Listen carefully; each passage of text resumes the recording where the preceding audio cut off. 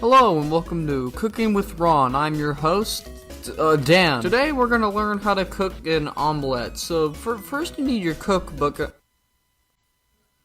Hey Elfie Bop, do you know how to make an omelet? Ron, all you need to make an omelet is 2 eggs. Please leave me alone. Alright, great. Thanks Elfie Bop. Okay, so take your egg and... Bob! Oh, break it. you just killed Bob! Where's little man, Elfie Bop? What do you mean, where's little man? I need my garnish, Elfie Bop!